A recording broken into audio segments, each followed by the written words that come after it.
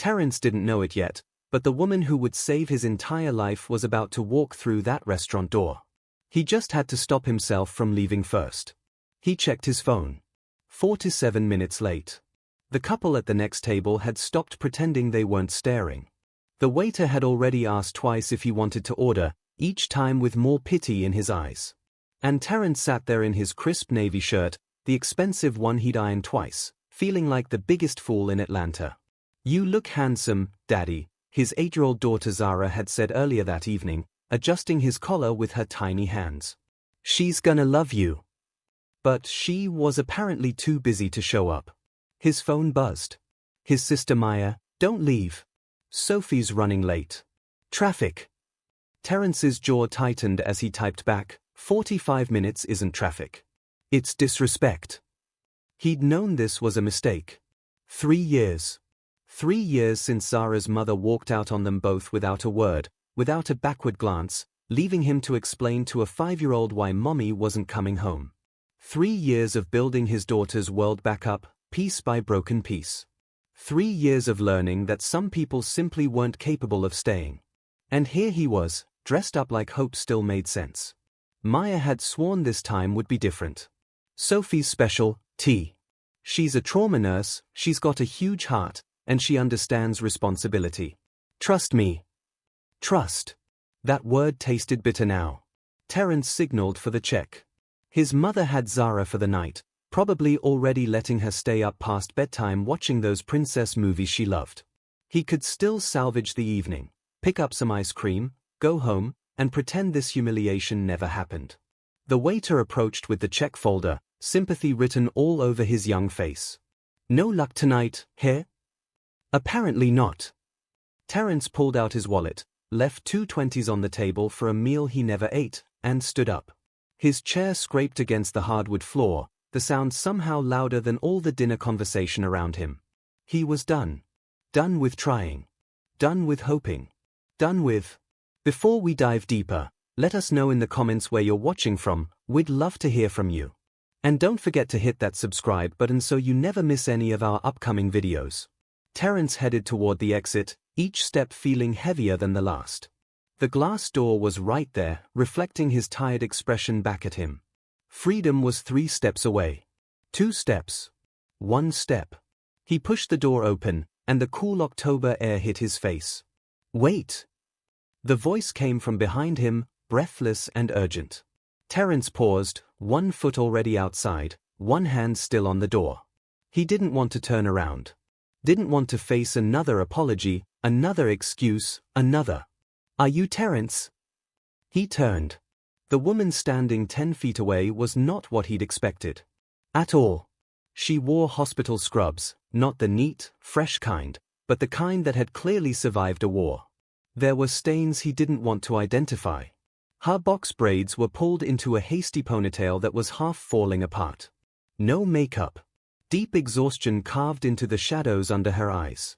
She had 1 shoe untied, and she was breathing hard, like she'd just run a marathon. She was also, somehow, beautiful in a way that made his chest tighten. "I'm your date," she said, and then immediately winced at how that sounded. "I'm so sorry. I'm Sophie. God, I'm so incredibly sorry." Terence stood frozen in the doorway, restaurant behind him, night air in front of him, and this woman in wrinkled scrubs in between. Sophie pushed a loose braid behind her ear, the gesture nervous and genuine. "I know I'm late. I know I look absolutely terrible. I just got off my shift and there was this massive accident, a 14-car pileup on I-85, and we had 3 critical patients come in right as I was supposed to leave and I couldn't just..." She trailed off, seeing his expression. "You don't care. You shouldn't have to care. I've already ruined this, haven't I?" She looked down at her scrubs, then back up at him, and for just a moment, Terence saw something in her eyes that he recognized. Bone-deep tiredness. The weight of responsibility that couldn't be set down, not even for 1 night. The guilt of trying to have something for yourself when other people needed you more. He knew that feeling. He lived that feeling every single day. "You just got off a double shift?" he asked quietly. Sophie blinked, surprised he was still talking to her. "Technically a triple. I've been there since 6 this morning. I tried to text your sister but my phone died somewhere around hour 11, and then we had the accident, and then I realized what time it was and She stopped herself, shaking her head. I'm making excuses. You waited, and I wasn't here, and that's not fair to you. The couple who'd been watching Terence earlier were now watching this interaction with undisguised fascination. The waiter had stopped mid-pour at another table. Even the kitchen seemed quieter, as if the entire restaurant was holding its breath. Terence stood there, hands still on the door handle. One step forward, and he'd be outside. Free. Safe from disappointment. Safe from trying again. Safe from the possibility that maybe, just maybe, not everyone left. But something in the way she stood there, vulnerable, honest, not trying to manipulate or perform, made him pause. You hungry? He heard himself ask. Sophie's entire face transformed. Relief, surprise, and something that looked dangerously close to hope flooded her features. Starving, she admitted. I haven't eaten since a granola bar at 8 this morning. Terence let go of the door handle. He let it swing shut. And then he did something he swore he'd never do again. He took a chance. Come on, he said, gesturing back toward his table. But I'm ordering you the biggest steak they have. You look like you've been saving lives all day. Sophie laughed, a real, genuine laugh that seemed to surprise even her. 3 of them, actually. The lives, I mean. As they walked back to his table, Terence caught his reflection in one of the restaurant's mirrors. He was smiling. Actually smiling. When was the last time that happened on a date? The waiter rushed over, suddenly all efficiency, pulling out Sophie's chair with a grin. Change of plans? Definitely, Terence said. Sophie sat down across from him, still looking slightly stunned that he'd stayed. She glanced down at her stained scrubs, then back up at him with an embarrassed smile. I promise I don't always look like I just fought a war. You kind of did, though, Terence pointed out. Fair point. The waiter returned with menus, and as Sophie opened hers, Terence noticed her hands were shaking slightly. From exhaustion or nerves, he couldn't tell. Maybe both. So, she said, looking up at him with those tired, honest eyes. Your sister Maya talks about you constantly. But she somehow forgot to mention you'd be this patient with a disaster of a first date. This isn't a disaster, Terence said, surprising himself with how much he meant it. I showed up an hour late in dirty scrubs. You showed up. He shrugged. That's more than most people do. Something shifted in Sophie's expression, recognition, understanding, a shared knowing of what it meant to be abandoned.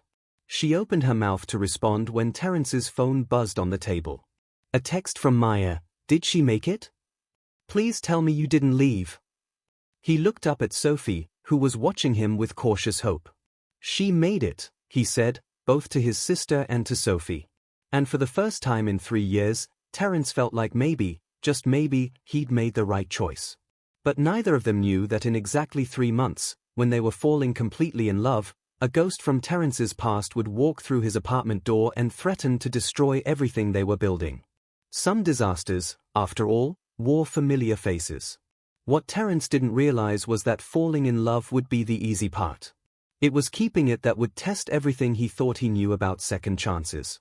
Sophie took a bite of the steak he'd ordered for her and actually moaned. Not the polite, first date kind of appreciation, a genuine, soul-deep sound of relief. Oh my God, she said, eyes closing. I forgot what real food tastes like. Terence laughed, the sound rusty from disuse. How long have you been living on granola bars? Don't judge me, but I think I had coffee for dinner 3 times last week. She cut another piece, savoring it. The year's been insane. Flu season plus a full moon? It's like everyone in Atlanta decided to have a medical emergency simultaneously. My daughter says full moons make people act crazy. Sophie's fork paused halfway to her mouth. You have a daughter? Here it was. The moment most women's faces changed. The moment the calculation happened, single dad equals baggage, complications, someone else always coming first. But Sophie's face didn't change. Instead, she leaned forward. Tell me about her, she said simply. And so he did. Terence told her about Zara's obsession with dinosaurs and princesses, somehow at the same time. About how she taught herself to read at 5 because she was impatient waiting for him to finish the bedtime stories. About the way she hummed while she did homework, completely unaware she was doing it. About her gap-toothed smile and her questions that had no answers and her fierce hugs that could fix almost anything. He told her about the hard parts too. The mornings rushing to get her to school before his shift. The parent-teacher conferences he attended alone. The birthday parties where he was the only father in a sea of mothers. The night terrors she'd had for months after her mother left, crying for someone who'd chosen not to come back. Sophie listened to all of it, her food forgotten, her tired eyes never leaving his face. "My dad raised me and my brother by himself," she said quietly when he finished. "After my mom passed when I was 10. Pancreatic cancer. 6 months from diagnosis too." She gestured vaguely. "Gone. I'm sorry." "Don't be. I mean, thank you, but," Sophie smiled softly. "My dad was everything. Is everything. He learned to braid hair from YouTube videos. Came to every ballet recital even though he had to work double shifts to afford the lessons. Taught me that loving hard, even when it hurts, is the only way to love." She met Terence's eyes. Single parents are superheroes. The real kind. Not the movie kind. Something cracked open in Terence's chest. Something he'd kept sealed tight for 3 years. "What's her name?" Sophie asked. "Your daughter." "Zara. It means princess in Hebrew." "Perfect. Every dinosaur-loving girl should be a princess." They talked until the waiter awkwardly informed them the restaurant was closing. Then they stood in the parking lot under the streetlights, neither wanting to leave, finding excuses to extend the conversation just 1 more minute. "I should let you go," Terence said for the 3rd time, not moving. "You should," Sophie agreed, also not moving. "I have a shift in 9 hours. That's not enough sleep." "I'll survive." This was worth it. She hesitated, then asked, "Would you want to do this again? Maybe when I'm not wearing scrubs that smell like antiseptic." "I like the scrubs," Terence said honestly. "They're real." "You're real." Sophie's smile could have lit up the entire parking lot. 3 months passed like a dream Terence was afraid to wake up from. Their second date was at a children's museum. Sophie insisted, said she wanted to meet Zara on Zara's turf, doing something Zara loved. His daughter had been suspicious at first, protective of their little 2-person family. But Sophie didn't try too hard. Didn't perform kindness or audition for the role of mother. She just showed up. She asked Zara real questions and listened to the answers. Got genuinely excited about the T-Rex exhibit. Didn't flinch when Zara accidentally spilled juice all over her shoes. By the end of the day, his daughter was holding Sophie's hand. After that, Sophie became part of their rhythm. She'd show up after brutal shifts and fall asleep on Terence's couch mid-conversation, exhausted but present. She taught Zara how to braid hair, passing on what her father had learned for her. She brought Chinese takeout on Tuesdays and helped with homework on Thursdays and learned the words to all of Zara's favorite songs. She fit. One Saturday morning, Terence woke up to find Sophie and Zara making pancakes in his kitchen, flour everywhere, both of them laughing at some private joke. He stood in the doorway, watching them, and felt something he hadn't felt since before his world fell apart. Complete. That night, after Zara went to bed, Sophie curled into him on the couch. "I'm falling for you," she whispered against his chest. "Both of you. Is that okay?" Terence kissed the top of her head, breathing in the coconut smell of her shampoo. "That's more than okay." "Good. Because I think I might be in love with you, Terence." "I know I'm in love with you, Sophie." They sat there in the dark, wrapped in each other, and Terence let himself believe that maybe the universe had finally decided to be kind to him. That maybe happy endings existed outside of the princess movies his daughter watched. He should have known better. The knock came 2 weeks later on a Saturday morning. Loud, insistent, wrong. Terence was making breakfast, Zara was watching cartoons, and Sophie was coming over in an hour. Everything was perfect. Normal. Safe. He opened the door expecting a package delivery or maybe a neighbor. Instead, he found himself face to face with a ghost. Simone stood on his doorstep wearing designer jeans and calculated tears, looking exactly the same as the day she'd walked out. Same sharp cheekbones. Same practiced smile. Same ability to make his entire world feel unsteady. "Hello, T," she said softly, using the nickname only she had ever used. "I made a mistake. I want my family back." Behind him, he heard Zara's cartoon playing. Heard her laugh at something the character said. Heard the sound of the life he'd built from the ruins she'd left behind. Simone's eyes flicked past him into the apartment, cataloging, calculating. "I know you've moved on," she said, and her voice had that tremor she could always produce on command. "I know I don't deserve another chance. But she's my daughter, Terence. And I'm ready now. Ready to be the mother she deserves. Ready to be the partner you needed." Terence's hand tightened on the doorframe. "You need to leave. I have rights." The tears dried up faster than morning dew, and there was the Simone he remembered. Cold. Strategic. Dangerous. "I've been talking to a lawyer. Did you know that? 3 years might seem like a long time to you, but legally, I can still file for custody. I can still claim my daughter." His blood turned to ice. "In fact," Simone continued, her voice dropping to something almost sympathetic, almost kind, "my lawyer says introducing a child to multiple romantic partners shows instability. Poor judgment. Makes a father look." She paused. "Unfit." "You're threatening me," Terence said slowly, trying to keep his voice down so Zara wouldn't hear. "I'm offering you a choice." Simone stepped closer, her perfume sickeningly familiar. "We can do this the easy way. You let me back into our daughter's life, we co-parent, maybe we even figure out if there's still something between us. Or we can do this the hard way, and I promise you, T, the courts aren't always kind to single black fathers, no matter how devoted they are." The threat landed like a physical blow. Behind him, Zara called out, "Daddy, who's at the door?" Simone's smile widened. "That's my baby girl's voice. God, I've missed that sound." "Don't," Terence said, his voice shaking with rage and fear. "Don't you dare." "Think about it," Simone interrupted, backing away. "You have 3 days to decide. Let me back in willingly, or I'll force my way back in legally. Your choice, T. But either way, I'm not leaving again." She walked away, her heels clicking on the concrete, and Terence stood frozen in his doorway, watching the ghost of his past destroy his future in real time. He closed the door with shaking hands. "Daddy!" Zara appeared beside him, her little face concerned. "You okay? You look sad." Terence knelt down, pulling his daughter into a hug so tight she squeaked.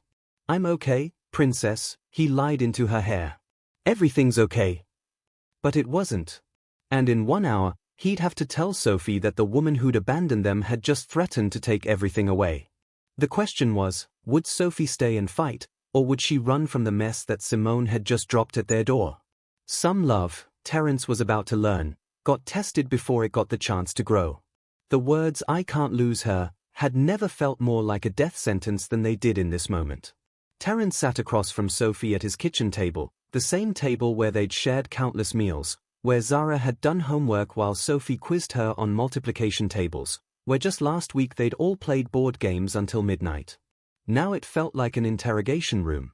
Sophie had arrived exactly on time, wearing that yellow sundress he loved, carrying fresh strawberries for Zara. She'd walked in smiling, and he'd destroyed that smile in under 3 minutes. Now her face was unreadable. "Say something," Terence pleaded, his voice cracking. "Please." Sophie stared at her hands, fingers twisted together on the table. When she finally looked up, her eyes were wet but her jaw was set. "What do you want me to say, Terence? That it's okay? That I understand?" Because I do understand." She cut him off, her voice steady despite the tears. "I understand that you're terrified. I understand that Zara is everything to you. I understand that Simone showing up is your worst nightmare." She paused. "What I don't understand is what you're asking me." Terence felt like he was drowning. "I'm not asking you anything. I just needed you to know that you're considering letting her back in." Sophie's voice rose slightly.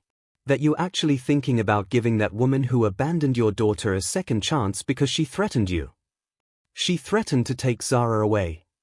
The words exploded out of him. She said the courts would see me as unstable because I introduced Zara to you. She has a lawyer, Sophie. A real lawyer. And you know what? She's right. The system isn't fair. I've read the stories.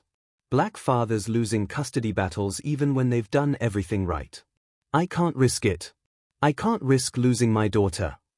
The kitchen fell silent except for the hum of the refrigerator and the distant sound of Zara singing in her room. Sophie wiped her eyes with the back of her hand. So what are you saying? That we're done? That these 3 months meant nothing because the first time things got hard, you're willing to let a manipulative woman dictate your life? It's not that simple. It's exactly that simple. Sophie stood up, her chair scraping against the floor. Terence, I fell in love with you. With both of you. I learned Zara's favorite songs. I rearranged my entire life to be here. I introduced you to my father, who hasn't liked anyone I've dated in 10 years. And now you're sitting here telling me that, what? That I'm the problem? That my presence in Zara's life is what makes you unstable? You're twisting my words. Am I? She crossed her arms. Because it sounds like Simone snapped her fingers and you're ready to fold. Anger flared in Terence's chest. You don't get it. You've never been a parent. You don't understand what it's like to know that one wrong move could mean losing your child forever. The words hung in the air like poison. Sophie's face went pale. You're right, she said quietly. I'm not a parent. I'm just the woman who's been showing up. I'm just the person who loves your daughter like she's my own. Her voice broke. I'm just someone who thought we were building something real. Before we dive deeper, let us know in the comments where you're watching from. We'd love to hear from you. And don't forget to hit that subscribe button so you never miss any of our upcoming videos. Terence dropped his head into his hands. I'm sorry. I didn't mean that. Sophie, I'm scared. I'm so scared I can't think straight. Sophie moved around the table and knelt beside his chair, taking his hands in hers. Her touch was gentle, but her voice was firm. Then let me think straight for you. Let me help you fight. He looked up at her, confused. What? Simone is bluffing, Sophie said, her nurse's calm returning. She has to be. You don't abandon a child for 3 years and then waltz in demanding custody. That's not how it works. You don't know that. Her lawyer could be telling her what she wants to hear to get paid. Sophie squeezed his hands. Listen to me. We need to document everything. Every day she's been gone. Every birthday she missed. Every school event, every doctor's appointment, every single moment you've been there and she hasn't. That won't be enough. Then we find out what she really wants. Sophie's eyes narrowed. Because I'm willing to bet this isn't actually about Zara at all. What do you mean? Your sister mentioned something last week. About an inheritance? From your uncle? Terence's stomach dropped. How did you? Maya was excited for you. Said you'd finally be able to afford that house you'd been looking at. Sophie's expression shifted from sadness to something sharper. Something calculating. When did your uncle pass? 4 months ago. The estate finally settled last month. And when did Simone show up? Today. Terence's mind started racing. You think she knows about the money? I think it's awfully convenient timing. Sophie stood up, pulling out her phone. Who would she still be in contact with? Who would have told her? I don't know. We cut ties with most of her family after she left. But her mother, Zara's grandmother, we still exchange Christmas cards. She'd know. Sophie started typing. What's her name? Gloria. Gloria Henderson. But Sophie, what are you doing? I'm fighting for my family, Sophie said simply, looking up at him with fierce determination. The question is, are you going to let me? Terence stared at this woman, this incredible, stubborn, fearless woman, and felt something shift inside him. She wasn't running. She wasn't scared. She was ready to go to war for them. I love you, he said, standing and pulling her into his arms. I love you so much. I love you too, Sophie whispered against his chest. But Terence, you have to trust me. And you have to stop being afraid of her. What if we lose? What if we win? Sophie pulled back to look at him. What if we expose her for exactly what she is, and we get to keep building this life we've started? What if 3 months from now, we're still here, still together, and she's just a bad memory? That sounds too good to be true. Or maybe it's exactly what we deserve. Sophie kissed him softly. Now, I need you to call your sister. Ask her if she remembers the name of the lawyer she used for her custody case with her ex. And I need addresses, anyone who might testify about what kind of father you've been.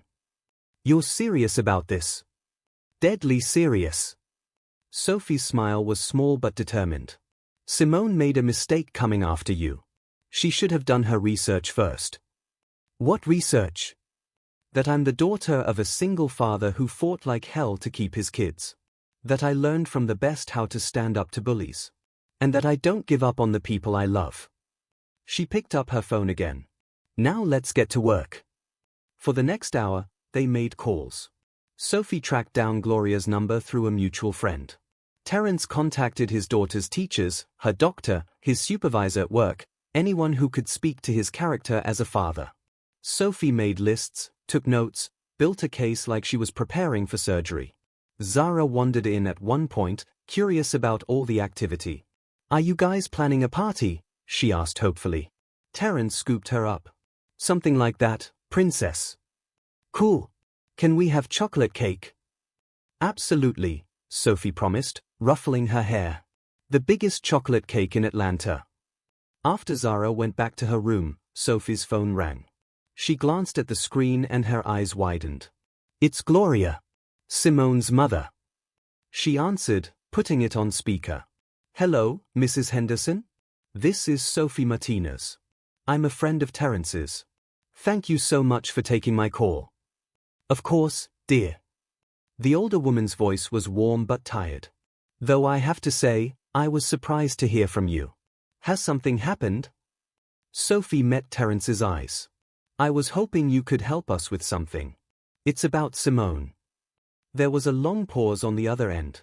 When Gloria spoke again, her voice was heavy with something that sounded like resignation. She came to see you, didn't she? My daughter. She showed up at Terence's apartment this morning. Lord have mercy. Gloria sighed deeply. I was afraid of this. What did she tell you? Let me guess, she wants to be a mother again? She's changed? She's ready? Something like that, Terence said carefully. And she threatened custody if he didn't let her back in, Sophie added. That girl. Gloria's voice sharpened with anger. That manipulative, selfish girl. Listen to me, both of you. My daughter hasn't asked about Zara once in 3 years. Not on her birthday. Not on Christmas. Nothing. I send pictures, I send updates, and she deletes them without looking. Terence's hands clenched into fists. So why now? Sophie asked. Why come back? Gloria was quiet for a moment.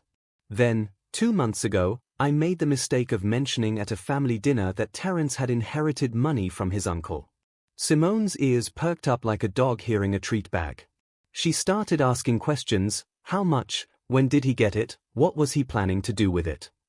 The room spun. Mrs. Henderson, Sophie said slowly, would you be willing to testify to that? In court, if necessary. Honey, I'd testify to a lot more than that. Gloria's voice was steel wrapped in velvet. My daughter abandoned her child. She doesn't deserve another chance, and she certainly doesn't deserve a dime of Terence's money. If you're fighting her, you tell me when and where. I'll be there. Sophie's triumphant smile was fierce. Thank you. Thank you so much. After they hung up, Terence pulled Sophie into his arms, his heart pounding. She's after the money. It was never about Zara. We're going to prove it, Sophie promised. We're going to destroy her custody claim before she even files it. How? Leave that to me. Sophie kissed him. But Terence? You need to call her back. What? Why? Because we need her to show her hand completely. We need her to make mistakes, say things she shouldn't say, reveal what she really wants. Sophie's eyes glinted. And I have a plan. 3 days later, Terence sat in a lawyer's office with Sophie beside him and a recording device on the table between them. Simone sat across from them, confident and smug, about to make the biggest mistake of her life. What she didn't know was that Sophie had already won. The only question left was, how badly was Simone about to lose? Revenge, Terence was learning, looked a lot like justice when the person you loved knew exactly how to deliver it. The lawyer's office was smaller than he'd imagined. Wood paneling. Leather chairs. A window overlooking downtown Atlanta. Simone sat across from them in a cream blazer and pearl earrings, playing the part of the reformed mother so convincingly that for a moment, Terence almost believed her himself. Almost. Thank you for agreeing to meet, Simone said, her voice soft and reasonable. She'd perfected that tone, the one that made her sound like the victim, like she was the one being wronged. I know this is difficult, T. But I think if we can just talk, really talk, we can work something out that's best for Zara. Sophie's hand found Terence's under the table. 3 squeezes. Their code. I've got you. What exactly are you proposing? Terence asked, keeping his voice neutral. Simone leaned forward, earnest and concerned. Joint custody. 50-50. She spends half the week with you, half with me. I've already found an apartment in a great school district. I'm ready to be a real mother to her now. After 3 years, Sophie said quietly. It wasn't a question. Simone's eyes flickered to Sophie with barely concealed irritation. I made mistakes. I was young, overwhelmed. But I've grown. I've changed. Surely you can understand that, Miss? Martinez. Sophie Martinez. Sophie smiled, but it didn't reach her eyes. And I'm a trauma nurse, so I'm actually very good at recognizing when people are in genuine pain versus when they are performing it. The temperature in the room dropped 10 degrees. Simone's lawyer, a sharp-faced man in an expensive suit, cleared his throat. My client has every legal right to seek custody of her daughter. She's never had her parental rights terminated, and 3 years of absence, while regrettable, is not grounds for. Tell me about the inheritance, Sophie interrupted, still smiling that cold smile. Simone went very still. I'm sorry? Terence's inheritance. From his uncle. The one that settled last month. Sophie tilted her head. When did you find out about it? I don't know what you're talking about. Really? Sophie pulled out her phone, swiping to a recording app. Because your mother seems to think differently. She pressed play. Gloria's voice filled the office, clear and damning. 2 months ago, I made the mistake of mentioning at a family dinner that Terence had inherited money from his uncle. Simone's ears perked up like a dog hearing a treat bag. She started asking questions. How much? When did he get it? What was he planning to do with it? Simone's face went pale, then red. You talked to my mother? I did. Sophie stopped the recording. And she was very forthcoming. About a lot of things. Like how you haven't asked about Zara once in 3 years. How you delete the pictures and updates she sends without looking. How you told your cousin at Thanksgiving that being a mother was the worst mistake of your life. That's a lie. It's all recorded. Sophie's voice was steel. Your mother, your cousin, your former roommate who witnessed you saying you'd never go back to that life. We have 12 people willing to testify that this isn't about Zara at all. It's about money. Simone's lawyer leaned over to whisper urgently in her ear, but she shoved him away. So what?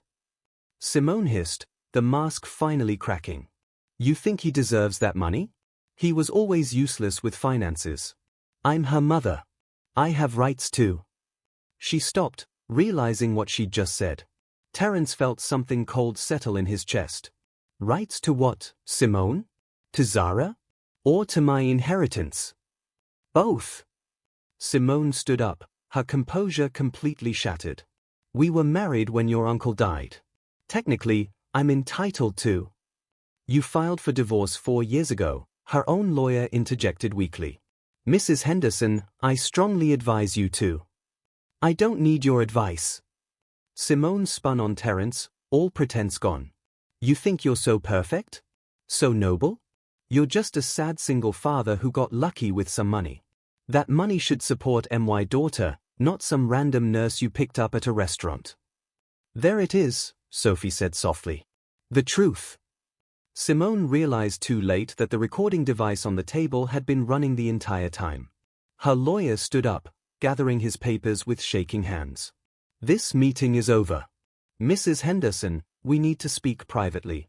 Immediately. But Simone wasn't done. She pointed a shaking finger at Terence. You'll never keep her. You're too weak. Too broken. Zara deserves better than a father who's been there every single day. Terence's voice was quiet but harder than she'd ever heard it. A father who braided her hair when she cried for you? Who sat up through night terrors? Who taught her that people who love you don't leave? He stood up, and for the first time in 3 years, he looked at Simone without fear. You're right about one thing, he continued. Zara deserves better. She deserves a mother who actually wants her. And she found one. He took Sophie's hand. This meeting is over. If you want to file for custody, go ahead. We'll see you in court. But I promise you, Simone, you will lose.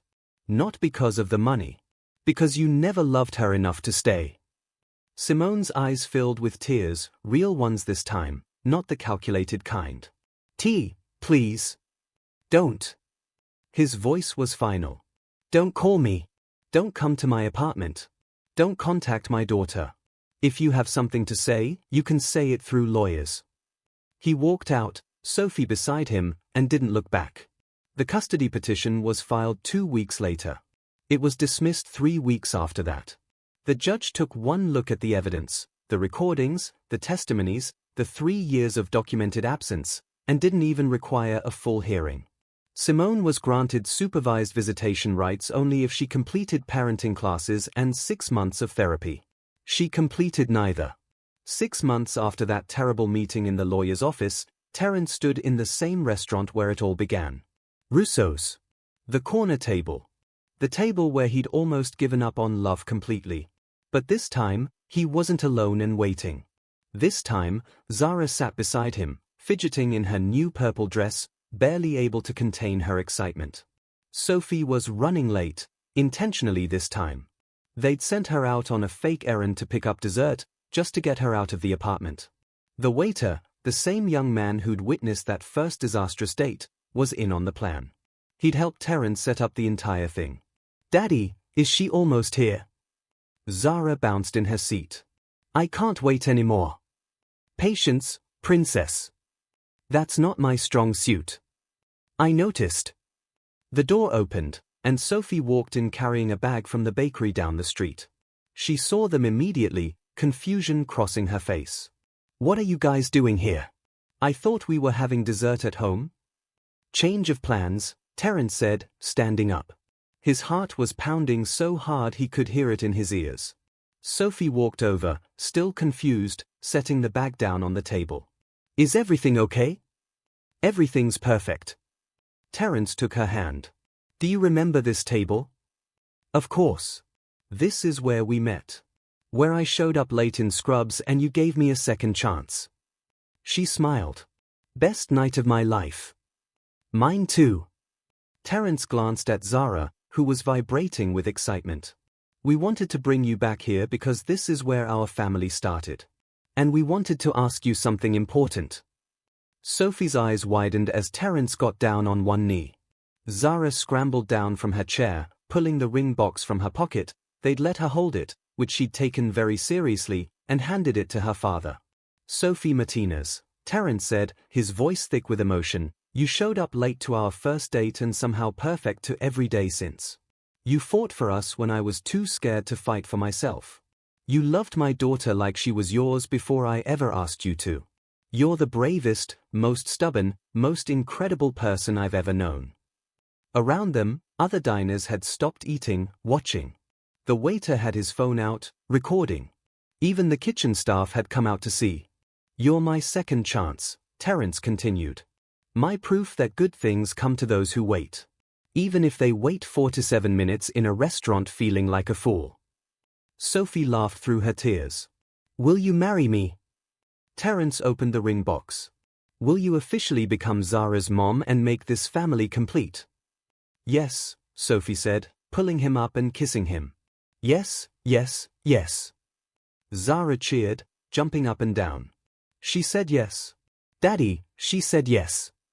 The restaurant erupted in applause. The waiter brought out champagne, they'd had it ready. Strangers congratulated them. And in that moment, surrounded by noise and joy and the woman he loved, Terence finally understood what his mother had told him 3 years ago when his world fell apart. Sometimes, she'd said, the worst thing that happens to you is just making room for the best thing. Sophie slipped the ring on her finger, then pulled Zara into their embrace. His daughter. His future wife. His family. Complete. 3 months later, they stood in front of their new house, the one the inheritance had made possible. Zara ran ahead, excited to see her new room. Sophie hung back with Terence on the porch, watching their daughter disappear inside. Can you believe we're here? Sophie asked, leaning into him. After everything? No. But I'm grateful. Me too. Sophie kissed his cheek. Though I have to tell you something. What? I'm glad I was late that night. She grinned. If I'd been on time, you wouldn't have been contemplating leaving. I wouldn't have had to chase you to the door. And you wouldn't have seen me at my absolute worst and still decided I was worth it. You were always worth it, Terence said. From the moment you said I'm your date in those scrubs. Good answer. Sophie laughed. Now come on, future husband. Let's go find our daughter before she claims the master bedroom. They walked into their new home hand in hand, and Terence realized that Simone had done him a favor after all. She'd left, which meant he was free to find someone who would stay. And Sophie Martinez, the trauma nurse who'd shown up breathless and late and absolutely perfect, had been worth every minute of waiting. Thank you so much for watching. If you loved this story, please hit that like button and subscribe for more heartfelt stories like this one. Drop a comment below and let us know what moment hit you the hardest. And where are you watching from? We love hearing from our incredible community around the world.